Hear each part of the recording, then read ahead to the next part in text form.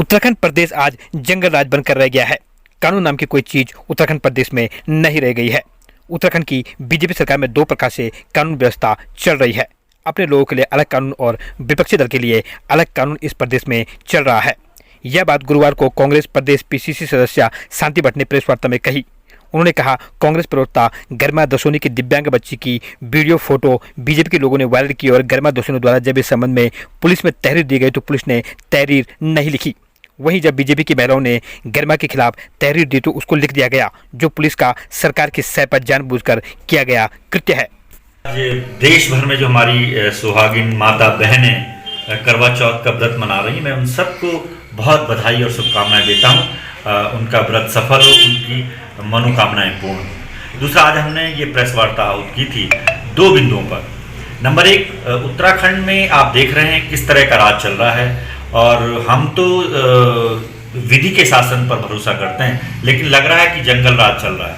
अभी पिछले दिनों हमारी प्रदेश कांग्रेस कमेटी की आधिकारिक प्रवक्ता बहन गरिमा दसोनी जी के साथ जिस तरह की घटना हुई, उन्होंने अंकिता भंडारी हत्याकांड हो, UK-SSC का मामला हो या प्रदेश की जनहित की समस्याएं, उन पर वो लगातार मुखरता से प्रदेश कार्यालय में अपनी बात को रखती हैं।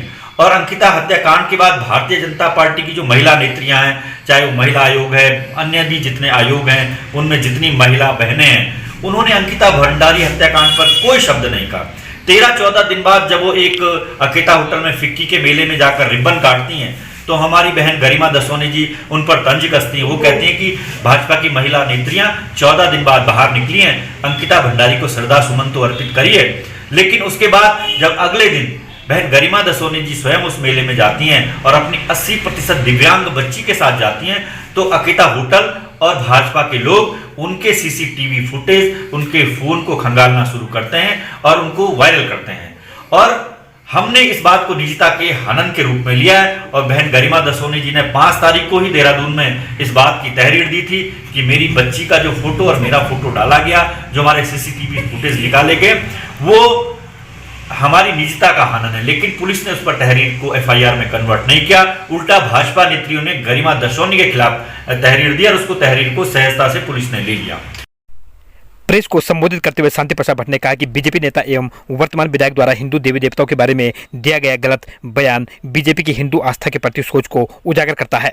यदि हिंदू देवी देवताओं के लिए यही बातें किसी मुसलमान या अन्य राजनीतिक दल द्वारा कही गई होती तो अभी तक बजरंग दल, विश्व हिंदू परिषद समेत तमाम हिंदू संगठन सक्रिय हो जाते, परंतु क्योंकि यह बात बीजेपी नेता द्वारा कही गई है इसलिए उनके लिए सब माफ है।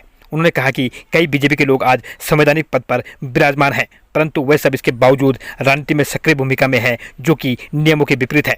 ऐसे में जनता इससे कैसी न्याय की उम्मीद जताएगी? देखिए, पूरे उत्तराखंड में भारतीय जनता पार्टी की सरकार में जितने भी नेतागण संवैधानिक पदों पर बैठे हैं, चाहे वो महिला आयोग हो, बाल आयोग हो, उपभोक्ता संरक्षण आयोग हो या विभिन्न सरकारी पदों पर बैठे हुए अधिवक्ता गण हो, मेरा उन सबसे आग्रह है, संवैधानिक मर्यादाओं में आप लोग रहेंगे तो विधि का शासन कायम रहेगा। और संविधान को तोड़ेंगे आप, संविधान के खिलाफ जाएंगे, क्योंकि जब आप इन पदों पर बैठे हैं और आपने जब आवेदन किया है तो उस आवेदन में ही लिखा है कि आप किसी राजनीतिक दल की सदस्य नहीं हो सकते हैं। उसके बावजूद भी आप संवैधानिक पद पर भी बैठे हुए हैं, आप राजनीति भी कर रहे हैं, आप जुलूस भी निकाल रहे हैं, आप जिंदाबाद मुर्दाबाद भी कर रहे हैं, तो आपसे न्याय की उम्मीद जनता कैसे करेगी? न्याय तो प्रभावित होगा ना। तो मेरा आप सबसे आग्रह है, जो संवैधानिक पदों पर बैठे हुए संवैधानिक गरिमा के हिसाब से काम कीजिए। ये देश भी बचेगा, प्रदेश भी बचेगा और हम विधि के शासन में ही रहेंगे। वहीं काशीपुर घटना को लेकर शांति भट्ट ने कहा कि उत्तर प्रदेश की पुलिस उत्तराखंड में घुसकर कनिष्ठ प्रमुख की पत्नी को गोली मार देती है और उत्तराखंड पुलिस सहित अधिकारियों को पता ही नहीं चलता। ऐसे प्रदेश को क्या कहेंगे? इस सरकार में जंगल राज कायम है, ऐसे में गरीब आदमी इनसे क्या उम्मीद करेगा? कांग्रेस जिला अध्यक्ष राकेश राणा ने कहा कि प्रदेश में कानून व्यवस्था के अनुरूप कार्य कर रहे लोगों को सुरक्षा मिले और दोषी चाहे कोई भी हो, किसी भी दल का हो, उस पर कार्रवाई की जानी चाहिए। यदि ऐसा नहीं होता है तो कांग्रेस सड़कों पर उतरकर आंदोलन को बाध्य होगी। Team UK live.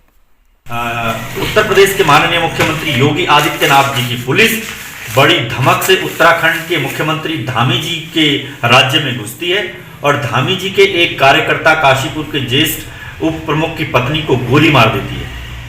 हम इस घटना की कड़े शब्दों में निंदा करते हैं। दिवंगत आत्मा की शांति के लिए प्रार्थना करते हैं और दोनों मुख्यमंत्री को ईश्वर सद्बुद्धि दे ऐसी प्रार्थना करते हैं। एक राज्य की पुलिस दूसरे राज्य में आती है, वहां की पुलिस को, वहां के प्रशासन को पता नहीं होता है, तो इसको हम जंगल राज ना कहें तो क्या कहें आप देख रहे हैं यूके लाइव उत्तराखंड, जुनून सच दिखाने का।